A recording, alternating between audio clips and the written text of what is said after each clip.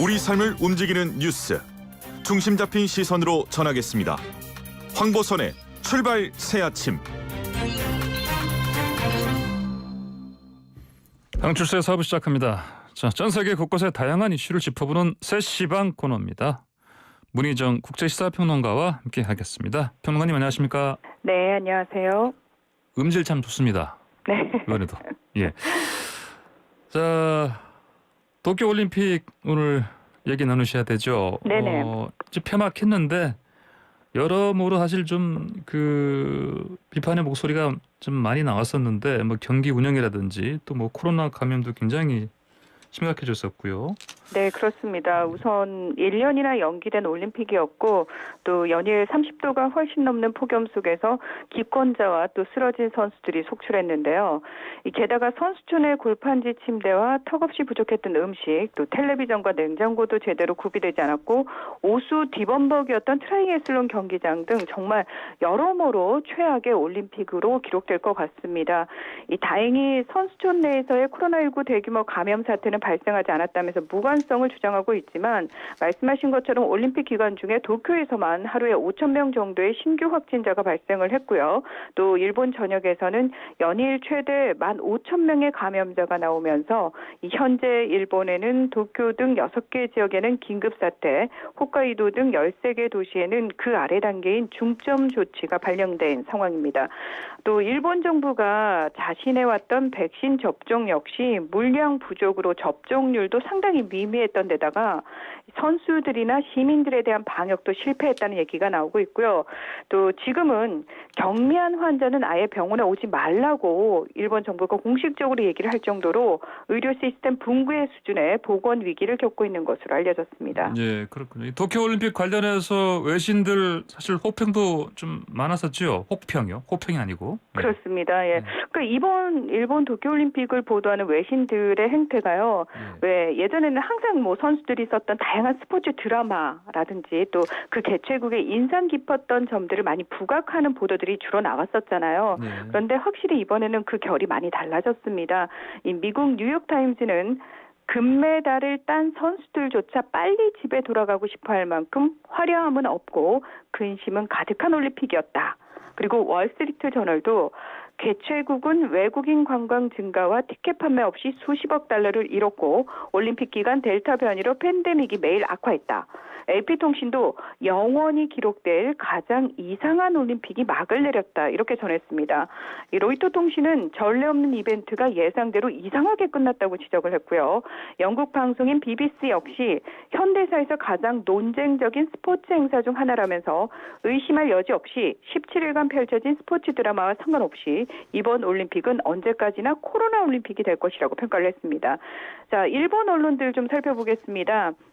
일본 언론의 경우는 코로나19 팬데믹이라는 난관을 극복하고 성공적으로 개최했다는 평가와 그리고 정치적 목적으로 이용된 올림픽이 결국 국민의 분열을 가져왔다. 이런 상반된 평가가 동시에 나왔는데요. 그러니까 무엇보다 올림픽 개최 강행이 몰고 올 향후 정치적 영향과 경제적 부담 등에 대해서 우려하는 보도들이 이어지고 있습니다. 예.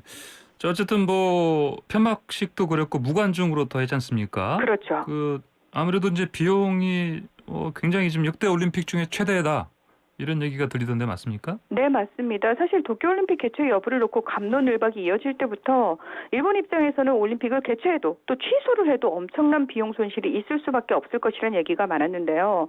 뭐 이미 지불된 중계권료와 광고비 등 국제올림픽위원회 IOC 측은 무조건적 강행을 밀어붙였고 또 천문학적인 위약금 부담을 떠안아야 하는 일본도 차라리 개최를 선택을 했습니다. 그런데 이 당초 154억 달러, 우리나라 돈으로 약 17조 원 정도로 예상이 됐던 올림픽 개최 비용이 1년이 연기가 되고 그리고 무관중으로 치러지면서 최대 지금 41조 원까지 이룰 수 있다. 이런 분석이 나오고 있는데요.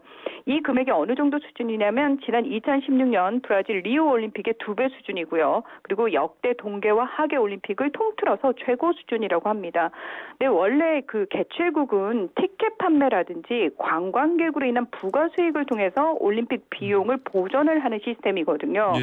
그래서 일본 측은 사실은 이 올림픽 부흥 올림픽이라고 얘기를 하면서 이 올림픽을 개최하게 되면 향후 10년간 332조 원의 경제 효과가 날 수 있다 이런 전망을 내놓으면서 장밋빛 미래를 꿈꿨는데 이번에는 코로나19 팬데믹으로 인해서 무관중에다 관광객도 전혀 받아들이지 못했을 뿐만 아니라 올림픽 과정 중에 드러난 여러 가지 문제들이 오히려 일본의 국가 이미지를 추락시켰다는 평가도 많기 때문에 이 개최 비용 전체가 고스란히 일본 정부와 도쿄도 그리고 도쿄올림픽위원회의 빚으로 남게 됐습니다. 예, 그렇군요. 알겠습니다. 그나저나 도쿄올림픽이 아주 성공적으로 개최됐다. 네네. 이런 평가를 거의 극찬에 가깝게 하시는 분도 있던데 보니까요. 그분이 네. 국제올림픽위원회 토마스 바 위원장이죠? 그렇습니다. 네. 사실 일본 정부로부터 하루 숙박비만 2,500만 원이 넘는 호텔을 비롯해서 최고의 대접을 받은 토마스 바흐 국제올림픽위원회 위원장은 당연히 성공적 개최라면서 축배를 들었는데요. 심지어 지금까지 올림픽을 가장 잘 준비한 도시라면서 도쿄를 치켜 세우면서 전 세계 수십억 명이 도쿄올림픽 성공을 희망의 메시지로 받아들였다고 말하기도 했습니다. 그래요? 예. 친일파네요, 친일파. 이분 같은 경우에는 폐막식에서도 굉장히 이렇게 감격에 들뜬 혼자서 굉장히 들뜬 메시지를 전하기도 했죠. 예. 그리고 또 중국의 관영 매체들도 일제히 코로나19 팬데믹이라는 난관을 극복하고 도쿄올림픽을 성공적으로 개최했다 이렇게 평가를 내렸거든요. 네. 근데 이 부분과 관련해서도 말이 많았죠. 왜냐하면 원래 일본과의 관계가 좋지 못했기 때문에 근데 중국이 이례적으로 일본을 대대적으로 추켜 세운 거거든요. 그래서 예. 이건 무슨 속내가 있는 거다. 아니나 다를까 이 내년 2월 베이징 동계올림픽을 앞두고 국제사회의 보이콧 움직임에 선제적으로 대응하기 위한 목적이라는 분석 많습니다. 이 도쿄올림픽은 사실 코로나19 팬데믹이라는 보건위기 상황이 가장 큰 위협이었거든요. 하지만 베이징 동계올림픽 같은 경우에는 신장 위구르 수용소라든지 홍콩에 대한 인권 탄압 등 정치적인 이유로 보이콧을 해야 한다는 주장이 제기되고 있는 겁니다. 사실 이미 지난 5월에 미국의 낸시 펠로시 하원 의장은 국제사회가 국가 원수 등 고위 대표단을 파견하지 말자면서 외교적 보이콧을 주장을 했고요. 영국 하원과 유럽 의회도 최근에 베이징 동계올림픽을 보이콧하자는 결의안을 채택을 했습니다. 그래서 이에 대해서 이제 중국 정부가 이런 서방 국가들의 동계올림픽 보이콧에 대해서 어떻게든 올림픽 개최를 성사시키겠다는 분명한 태도를 보이고 있고 그 일환으로 도쿄올림픽의 성공을 공식화하는 건데요. 이 시진핑 중국 국가주석은 현재 건설 중인 경기장을 4차례나 직접 시찰하면서 공을 들이고 있기도 합니다. 예. 그나저나 그 스가 요시히데 일본 총리가 아까 말씀하신 것처럼 이분도 사실은 부흥하고 싶었을 텐데. 그렇죠.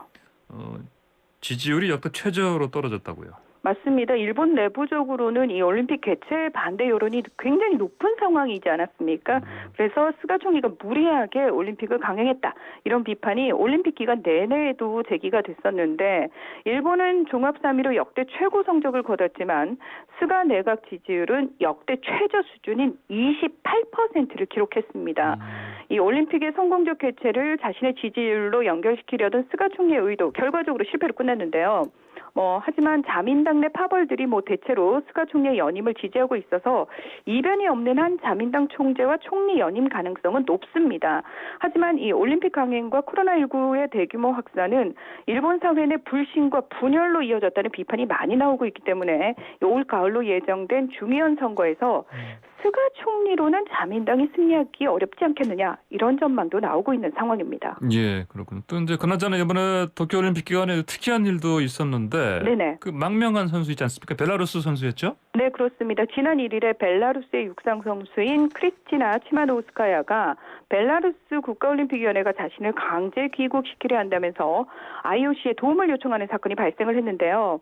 그러니까 원래 100m와 200m 단거리가 주종목인 치마노우스카야를 코치진이 상의도 없이 갑자기 1600m 계주팀에 포함을 시킨 겁니다. 근데 이것도 사실은 코치진이 미리 선수들의 도핑 테스트라든지 이런 출전 준비를 도왔어야 되는데 그걸 하지 않아서 부적격 판정을 받게 되고 선수가 부족해지니까 이 치마노우스카야를 포함시킨 거였거든요. 그러니까 선수 입장에서는 당연히 이 부분에 대해서 반발도 할 수 있고 그다음 비판도 할 수 있지 않겠습니까?